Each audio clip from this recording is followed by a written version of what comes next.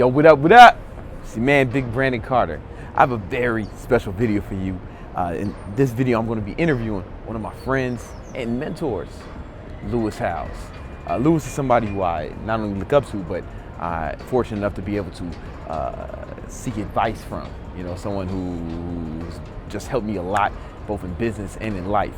And we're going to be talking about what it means to be a real man. We're going to be talking about masculinity, right? Not all this fake rah rah rah, you know, but like what it really means to be a man, right? And Lewis has a book about the subject too called The Mask of Masculinity, right? If you pre-order this book, send me the receipt, send a receipt to Brandon at Row Laboratories. I'm going to send you 3 of my books for free, just because I believe a lot of you will be able to benefit from this content. But that aside, I want you guys to really listen to what Lewis is saying, all right? I think it's gonna help a lot of you guys. I know from talking to you guys, from talking to my fans, you know, I respond to your comments, your questions, I get your emails, I get your snaps. I know that the information that you're gonna get in this video is gonna help you a lot. So pay attention, watch the video. It may change your life.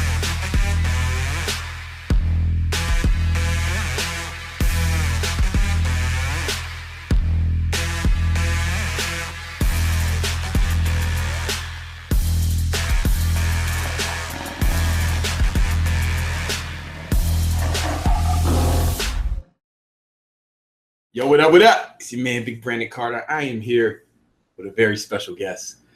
This man has been a friend of mine and a mentor for a while now, someone who I really look up to, best-selling author, creator of one of the best podcasts on the internet, The School of Greatness, my man, Lewis Howes. What's going on, brother? My man, good to be here. I appreciate you, brother. Awesome, man. You know what, man? Before we even get into any of this, there's something about you. I don't know if you know this, but okay, me and you have a lot of mutual friends, and no one ever says anything bad about this. Nah, never yet. Not yet. Not yet. Because it's just rare that, like, you know, somebody, you know, usually some people have a reasons or whatever, but you're like one of the few people who are like one of the few prominent figures that I've never heard anything bad about from. Like, we have a ton of like mutual friends and acquaintances, and no one's ever said anything bad about you, man. So that's just something that's, I think, is cool. That you could be successful and a nice person. You know? Good to know. Hopefully I'll continue to treat people well. That's my goal. Yeah, man. Yeah. So listen, man, Lewis, your last book I thought was incredible, and The School of Greatness, and we talked about it before. I actually went into it thinking I wasn't going to like it. I thought it was going to be like too like fluffy. I thought it was going to be fluffy or just like generic, right? Yeah. You know, especially who's like read a lot of self-help books. You know, I thought it would just be like you know, be positive, but it had like it was really good. Like I was Thank you, man. blown away when I read it because you did a great job. I thought of making some, like, if no one had ever read a self-help book, it was good for them, but it was also good for people who are really familiar with the material. Like I gained a lot from it, and I think that's really difficult to do, to make something for novice and advanced. Those aren't the right terms, but you know what I'm trying to do. Yeah, of course. Now you got a new book, The Mask of Masculinity. Can you please tell us more about that?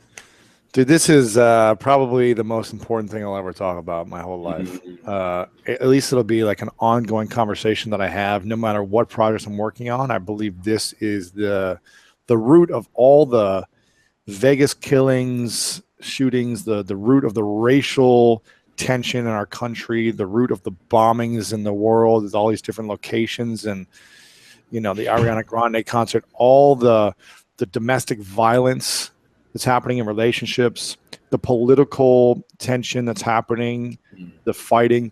A lot of it, almost I would say 95% of it, stems from hurt men.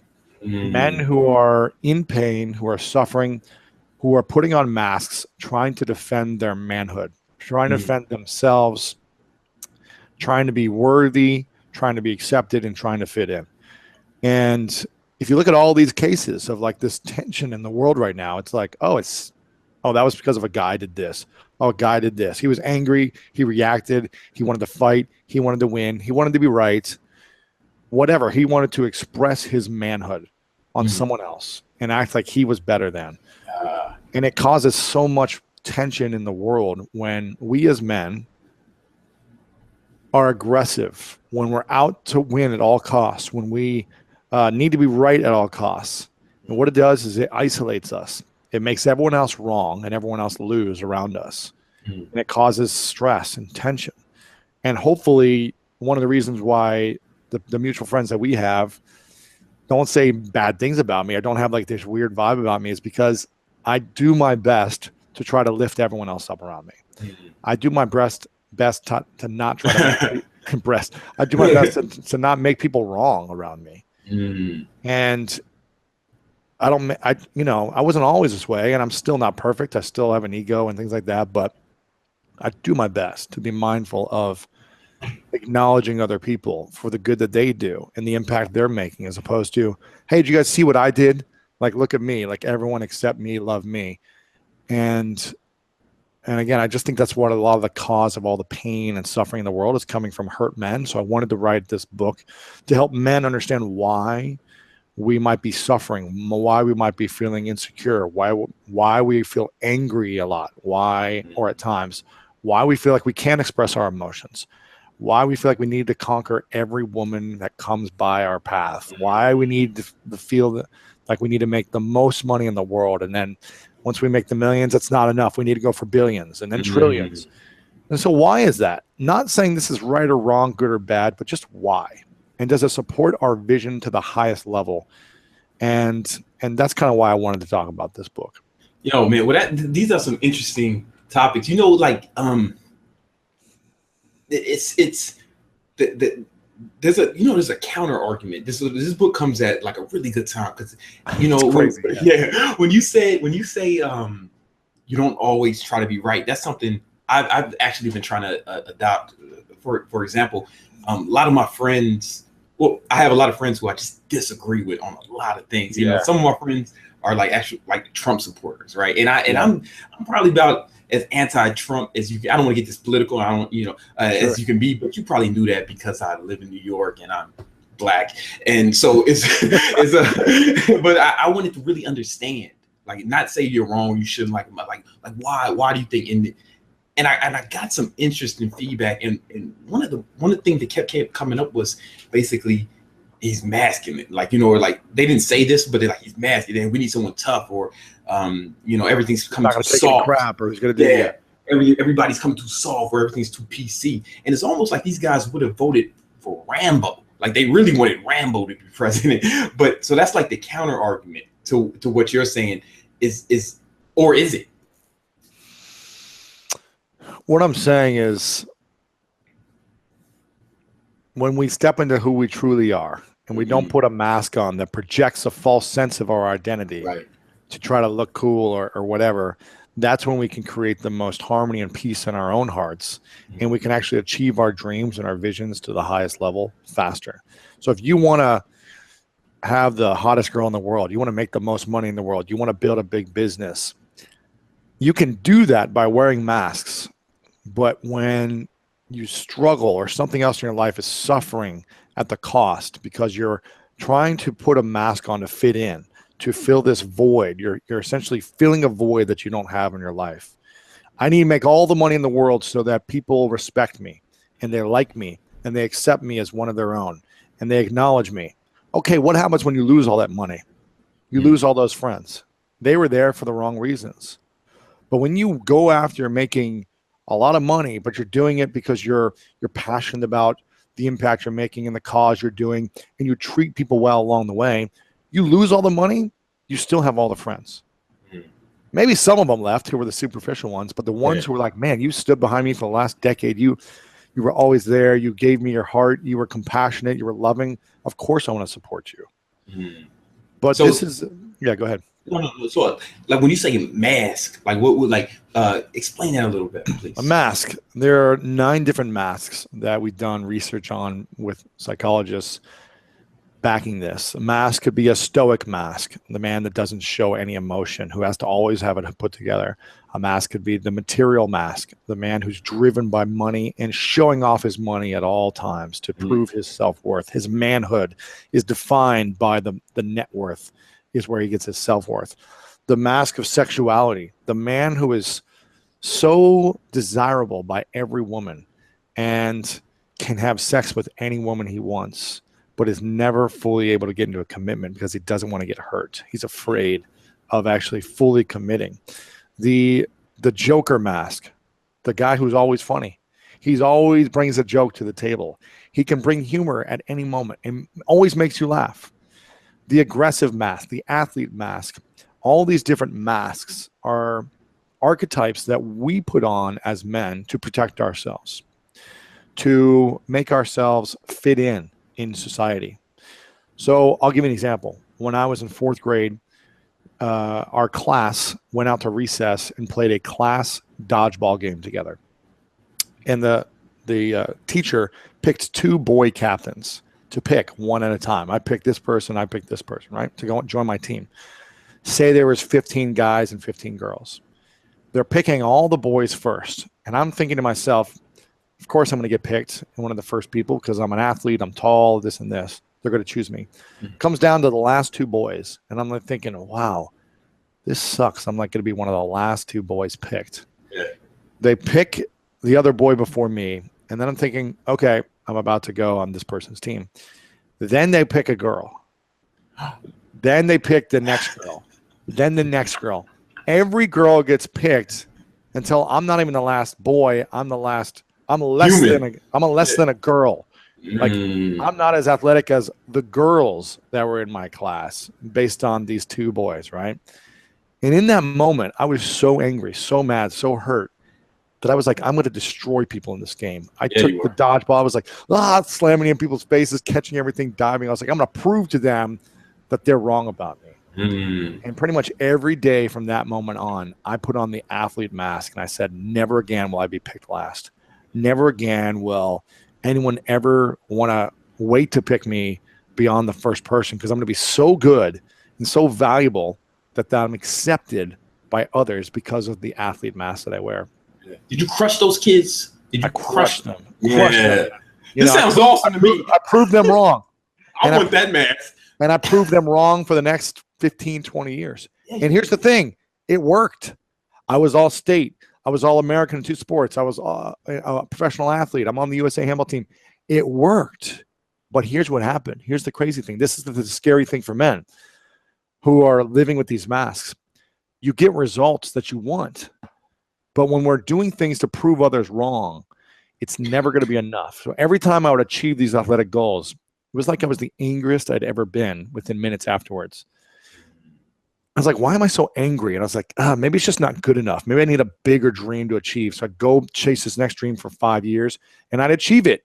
And I'd be angry. And I'm like, why am I so unfulfilled when I'm getting everything I've set out to get?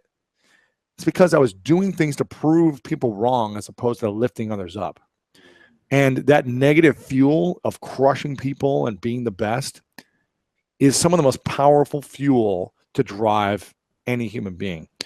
But when it leaves you unfulfilled and with a sense of hatred and pain in your heart, that manifests in other ways. And when we can't emotionally express it, it comes out through rage, through fighting, through anger, and it hurts us and it hurts our vision for our life. So it's just about being aware of these masks, again, and the intention behind them.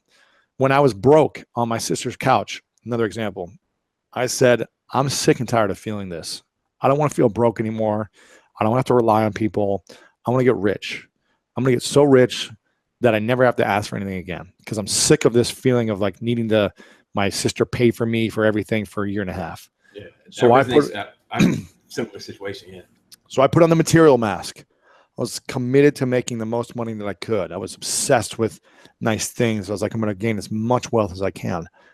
And it worked. Within a few years, I was making millions. I was making more money than I ever thought I'd make in my life. And I was obsessed with making money. And what was the consequence? I gained 60 pounds and people started calling me Fluis for Fat Lewis. I had like marshmallow cheeks. I wasn't sleeping. I was starting to get sick a lot because I was just working till 4 a.m. every day. Just like, I got to make money, got to make money, got to make money. I didn't have any intimate relationships. It was all make money because that's where I had my self-worth wrapped around. People are going to accept me when I make money. And that's just not a good way to live life, man. It's not a healthy way. And you're the man, you're the embodiment of the whole healthy man. And when we are only focused on one aspect of our life and we're not taking care of our emotional, mental, spiritual, and physical health, something is going to suffer at some point. Something will suffer. Something will suffer. And you talk about this all the time. Yeah, you know what, man? It's I've experienced like a lot of what you said to varying degrees, especially when you said the Stoic Mask. I think like my I got that from my father, like, you know, and he never showed. Don't show emotion. Never cried. Never cried. I don't remember. He never like. I don't even remember us like really hugging, you know, like, you know, and that, it's just normal to me, right? And then I never knew when if he had a problem or anything. And then one day, man, one night I was talking to him. We were just talking. He said he was gonna get his computer fixed the next morning, and then the next day I got a call from my sister saying that he killed himself. Right? Like he never mentioned he was going. We were laughing the night before about something else. When was this? Why? This was a few years ago, man. I was like my early 20s, my mid 20s. I was like, oh, I guess it was actually 9 years ago, man. It seemed, you know, it was 9 years ago, yeah.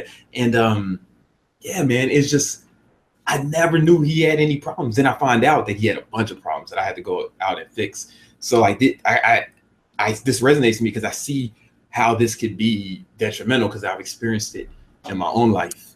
You know? Yeah, I'm sorry to hear that. I kind of lost my father when I was 23. He's still alive today, but he got in a really bad car accident where he's not emotionally and mentally all there anymore. And so it's kind of like he's alive, but he's not emotionally available to be my father. And it's not an easy transition. So I'm sorry that happened. And here's the thing. The Stoic Man is the one that looks like he's got everything put together. Yeah. And he's usually the one who has it all fallen apart inside. And he's a heart attack waiting to happen. He's a disease waiting to happen. He's a cancer waiting to happen. He's a suicide waiting to happen. It's any of these things because when we can't express ourselves emotionally, and we've always got to have to put it together, it's like this weight continues to fall on top of us, holding us down. We can never feel free and just be our true selves. Yeah. And it sucks because no one teaches us as boys or as people growing up how to express ourselves. In fact, the opposite is told of us when our mothers maybe say, you know what, be compassionate in school, be loving and kind to kids. And we're trying to be nice to people. And then they slam us in a locker, quit being a little wussy, whatever it is. Like, and then all of a sudden you become a bully because you want to hang out with the bullies and have them accept you. You're like, I'm never going to let that happen again. So I'm going to man up and be tough and act like a tough kid. Yeah. It's like, you know, and we're playing sports in the locker room. It's not cool to express yourself. It's not cool to like have feelings. It's not cool to be like, I'm in pain. It's like, toughen up, you know, let's go, quit being a wuss. And it's this conditioning over and over for us that I'm not saying it's okay or that we're victims of this, but we're not really taught how to express lovingly, especially if our fathers were not open and expressive. Where are we going to get the example from? But you know what, Lewis? Here's a counter argument would be like, you especially as a man, you can't be a punk, right? You can't be soft, right? And then you said, you know, you were sleeping on your sister's couch and it motivated you to get out and get some money, right? You know, and make some of yourself instead of, you know, freeloading on your sister. And you know that then you were a slow, wimpy kid, and then you became a world-class athlete, right? Like, so there's got to be some good though within. There's definitely. I mean, again, I got results. That's the scary thing, because when we put these masks on, it's going to help us get results, and we're going to say, look, I've got to figure it out. I'm making money. I've got success, but the outside experience doesn't always portray what's happening on the inside. Just like your father, my father, a lot of men we know, maybe it looks like everything's okay. Maybe, everyone's praising them. They're getting the results.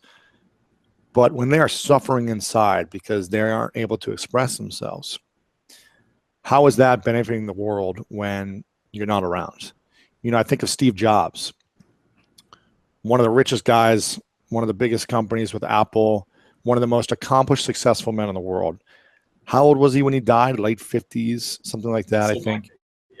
And he used all the money he could to save himself. With all the best doctors, all the best health techniques, none of the money in the world could let him live another day. And I guarantee he would have given billions of all of his money probably to live an extra week, month, year, extend his life. But he created such a cancer within himself, such a disease, that emotionally he reflected on towards the end of his life and was like, I wish I wasn't this way. I wish I wasn't constantly so, the way he was. And it created results on the outside. Look what he did. Goes down in history as one of the greatest innovators of all time, all these things. And yet for the next 50 years, he's not going to experience life. So what's the cost? What's the price that we pay as men to achieve things on the outside, but not feel them on the inside and feel fulfillment and meaning and purpose? If it causes disease, cancer, death, or harm to others, is that really what it means to be a man? Is it really what it means to be masculine, to prove yourself, or to live of service to others? And I really believe that as men, the new definition of masculinity should be to live in service, to be in service in every moment that we can. What does that mean in my relationship? How can I be in service to my relationship, to my family, to my team, to my community, to the environment, to live in service to the world? Because the world has given us so much. Who knows why we're here? Who knows the reason why we were born at this time? But here's a world for us to breathe and experience. And if we live in the world and say, well, I just need everything for me to look good, for me to get mine, for me to hook up with every girl, for me to make all the money, for me to have all the accomplishments, me, we're so selfish as opposed to thinking, look at the world is created for us to just live. Without the world here, we wouldn't even have an experience. So it's our duty as men, I believe, to constantly evolve and be aware of our surroundings, our environment, why we're here, and constantly create meaning for why we're here and be in service. Because when we are in service to others and not just making everything about what we need and want, we take the weight of the world off our shoulders and the world starts to lift us up. And that's what it's all about. That resonates with me, and that's a good message, especially for like a lot of young men. A lot of my audience is young, and when I get these messages from them, some of them just feel so entitled, right? I like we said about being service. It's like they just feel like they entitled, like they deserve anything, and I just feel like, man, if anything, you owe the world. Exactly. You were born when you were born. The hospital you were born in was already built. There were people around taking care of. Everyone's been taking care of you your whole life. Your whole care. Like you went to a home that somebody had built that had a plumbing system and electricity that someone had to invent. And like you haven't done anything. You haven't worked a day in your life. Done nothing. Yeah. So you owe the world. Like I try to think of it like I want to leave this place better than I found it. Right. It's because you can't take anything with you. Like you said, you can only leave. You just leave stuff. So like I try to like what can you leave it? Can you leave it better than you found it? Yeah, man, you owe the world. I mean, so many people worked for so long to build what we have. Like what I'm saying? Like the infrastructure that's here. And they're just so entitled. Louis, let me ask you a question. I'm playing devil's advocate. Because I agree with what majority is saying, but I already know what some of these people are thinking, right? Some of these guys are thinking, oh, you want us to be soft. Your guy wants to be soft, or you want us to be a punk. This is another, you're trying to you're trying to demasculate. Like these guys feel like there's a war on masculinity, right? And I don't think you're saying that. I think you're saying you can actually be all these things, but for the right reason, in the right way. Or am I wrong? Correct me if I'm wrong. Here's the thing. I think you got to look at yourself within your heart and say, do I feel fulfilled? And am I making an impact? Am I making the world a better place by me being the most aggressive masculine man in the world, what I think is masculinity, by constantly fighting, constantly arguing, needing to be right, needing to win at all costs. How is that leaving the world a better place? It's leaving me better. It seems like it. Yeah. But when you lose all your friends because you're a jerk all the time, or when you never like support others because you're always making it about you, no one wants to hang out with you. Yeah. So for me, this is, again, you know, when I think of like the ultimate alpha male, let's talk about the alpha mask. You know, the false sense of masculinity is the alpha man that whenever someone steps to them, they know how to handle themselves and take care of the situation. They're like, they're the aggressor. They're going to never back down. They're going to always be able to stand up for themselves and protect those around them. Or the ultimate alpha man, in my opinion, is like that massive silverback gorilla that really never gets in a fight. He just kind of like, his presence just separates people. Yeah. You know, that silverback gorilla in the jungle, he doesn't always have to beat his chest. Every once in a while he will. If things is chaotic, he's like, you know, back off. But he's not freaking pummeling people. He's just kind of like walking around and like, he'll just like move someone aside. Like a couple little apes will like move them to the side and be like, all right, get off each other. You know what I mean? It's like, all right, get over there. You get over there. Let's chill out. You know, he's more of like so comfortable with himself that he doesn't have to be like aggressive all the time. Nothing to prove. Nothing to prove. He's like, guys, we'll figure this out. Like, let's take a break. Like, let's chill out. Let's talk about this. Because the false sense of masculinity is, I need to fight right now to prove myself. You're not going to step to me. Let's go. I'm going to own this territory. What's that going to do to you when you knock someone out and then you go to jail? Or you go through a lawsuit for the next 2 years? Or worse, someone steps to you with a knife on the side and stabs you in the back of the neck. Dead. Paralyzed. How does that make you feel like a man? Oh, I stepped up to you, though. I proved myself. Yeah, you proved yourself in the hospital, and now you're paralyzed the rest of your life, or you're dead. How does that feel? Feel good to be masculine now? Or would you rather have learned how to be an actual human being and use your words? Use social skills to interject with people, as opposed to having to fight. You can diffuse situations, because this is the cause of the racial tension of Charlottesville, of Vegas, of the bombings, of the killings, of the police killings. Is I need to defend myself. I need to protect. I need to kill. I need to destroy. How is that serving humanity? So if you want to be that masculine man that says, no one's going to step to me, son, because I'm a man, then get ready to go into freaking jail, prison, or be dead, if that's the way you want to live your life. And it never feels good looking back on fighting with people, hitting people. It feels real good in that moment. Like, damn, I loved smashing someone right in the face when they said something to me. And I said, I'm a man. I'm going to step right back and show you who's the boss. Feels good in that moment. You feel like a big man. But a real man isn't that weak-minded to have to react with anger. A real man knows how to use his words, knows how to use his presence, knows how to breathe in a situation, and not just react when someone flips him the bird or does something and says, I'm going to get out of my car and show them how man I am. No one's going to touch me. Here's what Martin Luther King said this. I'm paraphrasing it, but he said, I'm never going to let any man have power over me by getting upset. When you get upset or react to another man, you're saying that man has power over you. They control your emotions. They control you. If you're so influenced by what they said or what they did, you are a weak man if you react. Exactly. I've been that was well put, because I always think that, and I try to sell it. It's like, listen, if you let these other people control if you're gonna let someone else's words affect your emotions, then you're not in control. Like, that's they're emasculating you then. If you react and you defend yourself, you are emasculating yourself. You're saying to them and to the world, I am weak. I have no control. So I'm giving you my control, and I'm reacting to whatever you say because you've triggered me. And now I gave you my power. And it's time for men to claim their power back by stepping into the ultimate peaceful warrior. The one who trains his body and mind to be prepared for anything.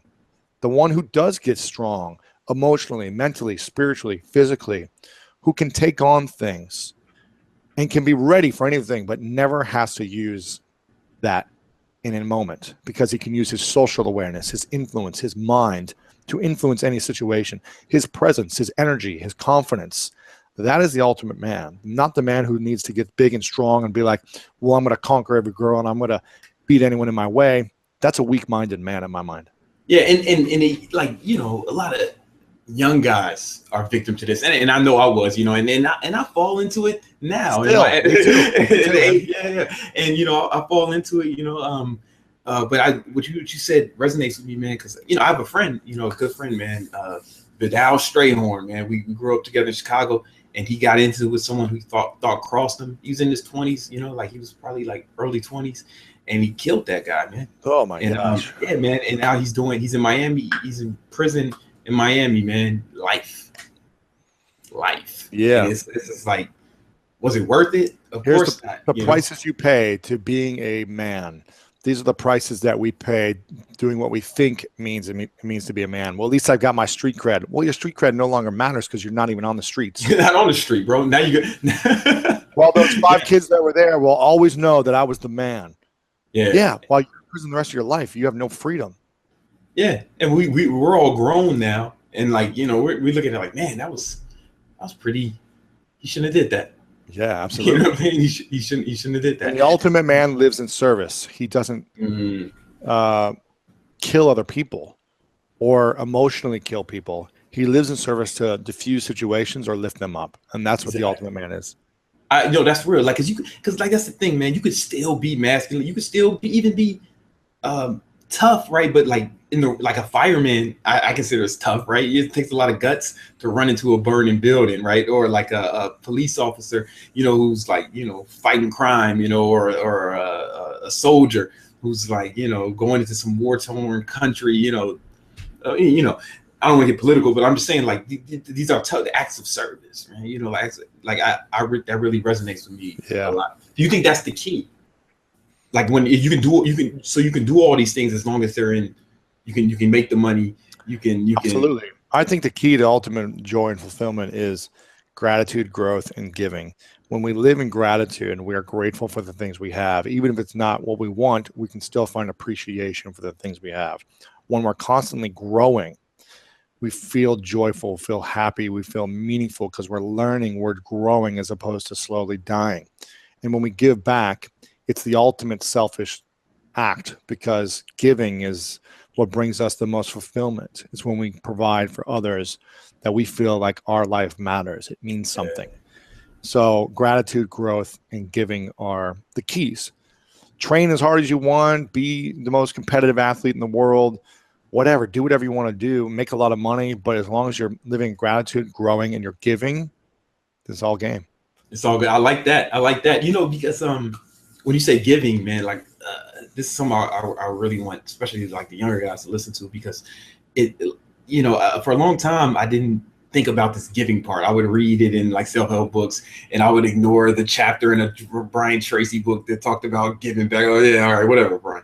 And then, but you know, it's a few years maybe after my father killed himself.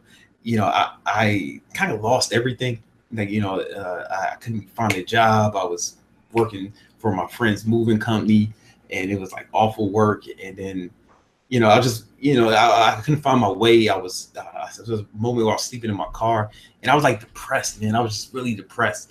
And I finally got, you know, out the car and in a place to live, but I was still sad, you know, sad. And I feel like my life wasn't moving. And for whatever reason, I started, somebody convinced me to join this volunteer program, the organization called New York Cares, and teaching kids, like, you know, about fitness and how to work out. And I don't know, man, just made me feel so much better actually helping them. I think it's because you get to focus off yourself. And yeah, it's not, like you said, it's almost selfish, like, because I feel like I got more out of it than the kids got, man. Absolutely, it lifted me out of that depression. Yeah, that's cool. Yeah, man, I think that's real important, man. What made you write this book? And it seems like it's almost like a brave thing to talk about. Was it difficult for you to even encapsulate this? Well, 4 years I started opening up about being sexually abused and all the things I was afraid of. And what I realized, the things I was most afraid of, they terrified me to talk about them. But then after I talked about them, people accepted me and trusted me even more. And they started opening up about things that they were vulnerable about. And it's like I had this deeper relationship with all humans who I was able to have these interactions with. I was like, wow. And all of a sudden, like, my business started to take off. The more I did this, my relationships were thriving. My health was better. And I felt such peace. And I was like, wow, is this all it takes is like be vulnerable and talk about the things that you're maybe afraid of every now and then, or just be open to talking about them. And things started to shift for me. And I was like, the things that I've always wanted, more money, more success, more credibility, the girl, all these things, like, they came through the most unexpected thing, which was being vulnerable and opening up. And really what I mean by that is revealing all of who I am and not holding back on things that I'm ashamed of or afraid of when talking with people. And so I said, there's so many men suffering in the world who feel like they don't know how to express themselves. And I don't think they should, because it's not manly to do. That's what I thought. So I wanted to dispel the research behind why men suffer, how it comes to a huge negative cost when they wear masks, and how to take the mask off so you can start stepping into the most authentic you and achieving the greatest dreams you've ever had. And that's why I wrote it. Well, listen, man, I'm excited to read it, man. I already pre-ordered it, man. I already pre-ordered it. You know what? Like, when does it come out? The 31st. October 31st, baby. On Halloween, we take off the mask. I see what you did there. So show the book again. I was talking. Yeah. We reveal ourselves on Halloween. We take off the mask. The Mask of Masculinity. Yeah. I'm excited, man. I'm excited. You know what? What I want to do is, guys, if pre-orders really help.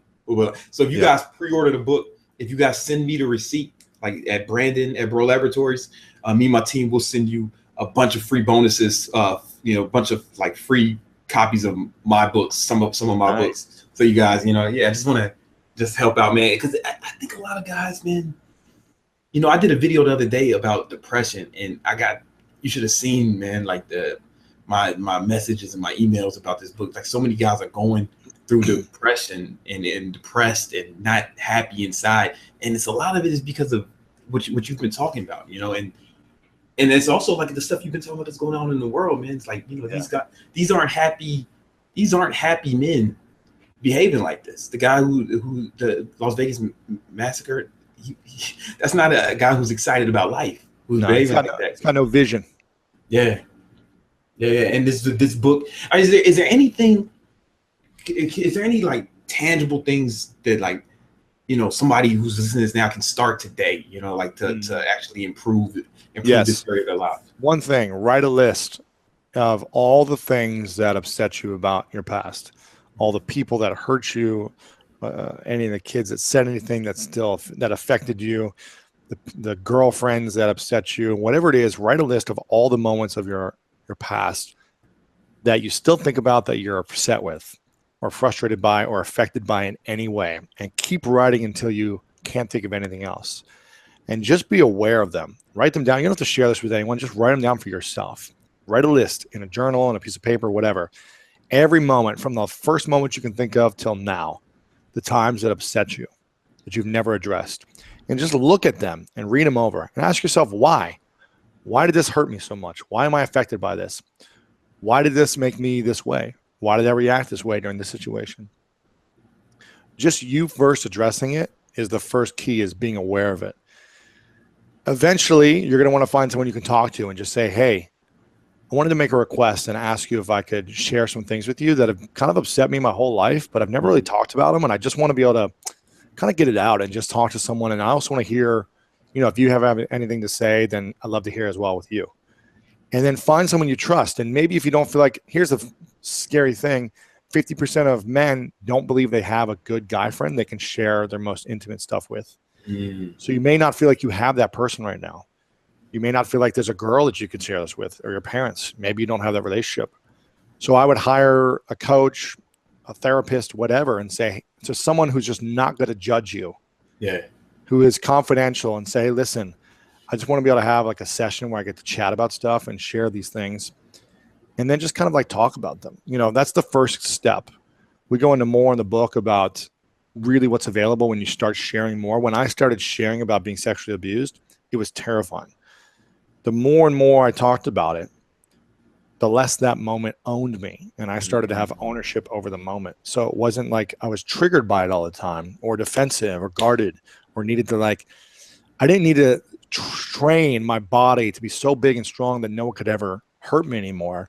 I started to train my body to be so big and strong and flexible so that I could inspire the world with my message. There's a lot of people go through that and never mention it. You know, like I remember when and it even like that's never happened to me, but when I read it in the book, I was like, yo, in your first book, I was like, yo, this is one in six people, 1 in 6 men have been sexually abused. That's recorded. Wow. And so it's a lot, and it's probably more like 1 in 4 because a lot of men don't talk about it. So especially someone like you, man, who like that's really gonna someone like you who's so successful, so in like such a like a powerful person to open up like that. I think that's really helpful to a lot of people who've experienced something like that or something similar. You know, like that. I appreciate you like sharing. For sure, man. Do you think? I don't want to get off on a tangent right here because I know you got. I don't want to take up all your time, but you good. Do you think it's it's basically the difference between a guy who's like wearing the mask, right? Is he's pretending, right? Because he has something to prove. Is that like the thesis? This guy has something to prove. Well, he's just trying to fit in. You know, he's been told that being another way isn't cool, isn't right, isn't sexy. And so he does something to get that thing that he's been missing. He's usually putting on that mask to try to fit in. And that's the thing. And when we try to fit in by being something we're not, we're always going to be a little resentful because we're not able to fully be who we are around people we want to be around. Yeah, I get that. You know, here's the thing, Louis. Here's the thing. And this is I know you and we talk, so like I don't get this from you, but when I hear people talk kind of about this issue,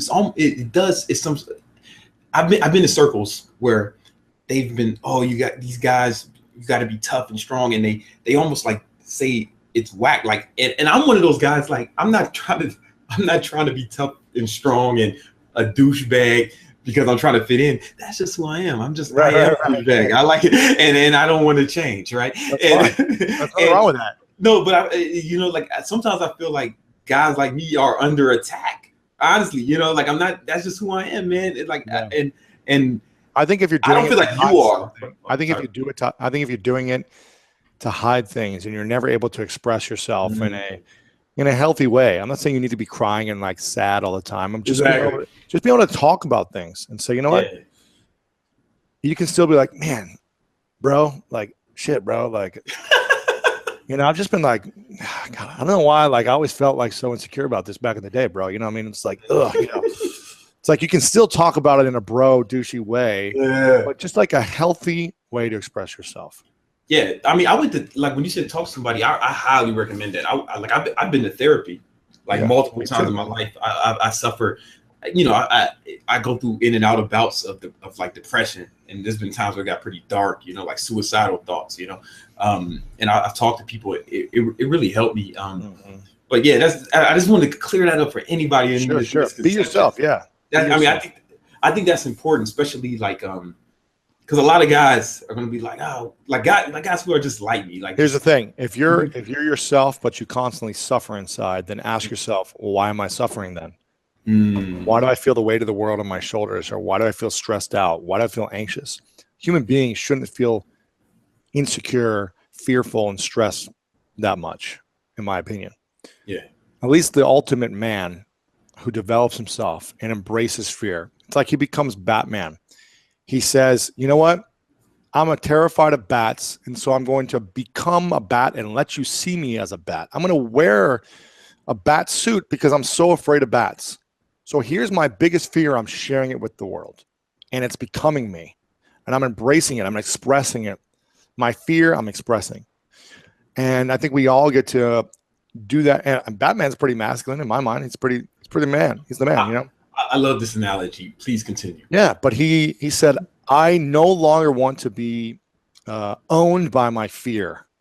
So I'm going to own the fear by embracing it. I'm going to train in the dark because I'm afraid of the dark. I'm going to take these medicines that I'm afraid of that have made me sick in the past. I'm going to, embrace every part of darkness, essentially the metaphor of darkness in my life, I'm going to overcome it by embracing it. I'm going to attack all my fears face on, even though they terrify me. I'm not going to allow myself to be owned by my fears anymore. And I think that's a man who is on the journey of discovery and Batman's still not perfect. He's got lots of flaws, but he's like owning it and embracing the journey. And he's like, okay, what else can I step into? I got to train. I got to do this. I got to be vulnerable. I got to open up. My ego is being attacked. Now I'm going to finally realize that I am a human being. You know what I mean? Okay, he's like, we're seeing him open up and reveal himself and take off his literal masks throughout the journey of Batman. And I think that's something that we all get to be on the journey of ourselves. Is like, what are those big fears that I have? Why am I afraid? And am I acting like I'm not afraid, but I really am? Or have I done the work for years of embracing the darkness within me? Have I done the work of depression and suicide? Have I really dealt with it? Or have I just acted like, I'm not affected by this because I'm a man and I'm good? But deep down inside, when I'm in the fetal position emotionally for weeks on end, is that a real man? So embrace the fears that you've always had if you want to step up and being the ultimate masculine man. Embrace them, master them, look them in the eye and say, I'm no longer going to let you own me. So let's dance together until I'm not afraid anymore, and live your life that way.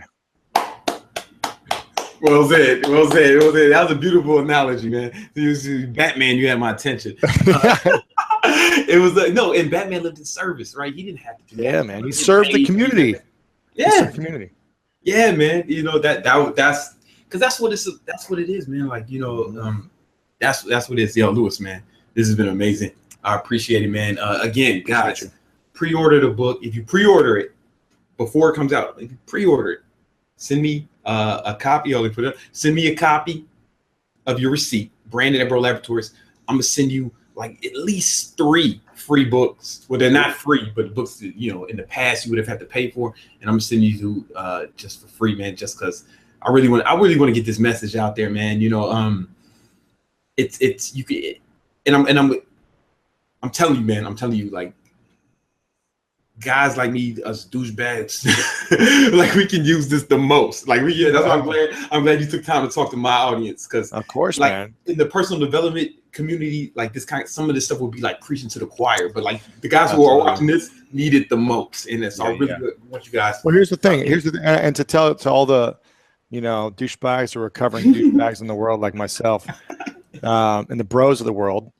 Because I consider myself like bro thug life when I was playing football, like nonstop. I wore the backwards cap. I wore freaking jeans down to my knees. I'm like, thought I had it all figured out and was always the tough guy. It doesn't get more bro than arena football, man. Yeah, man, when you're like arena thug life, man. And here's the thing: you want to achieve the most success and riches and accomplishments in the world. It's not by being the king of diamonds. It's by being the king of hearts. The king of diamonds is the one that's fixated on the money and accomplishments to look good. The king of hearts is the one that tries to make everyone else look good and therefore is risen to the top in the process. So focus on becoming the king of hearts. In order to do that, you've got to open your heart in some fashion. Yeah. So focus a little bit on opening your heart. Yeah. And the more vulnerable you are, the people like you more. We like Batman because of his flaws. Trust you. Yes. Yeah. They trust him. If he was just invincible, then it wouldn't be compelling. You know what I'm saying? Yeah. Well, thank you so much, Lewis, man. Again, I'll put the links.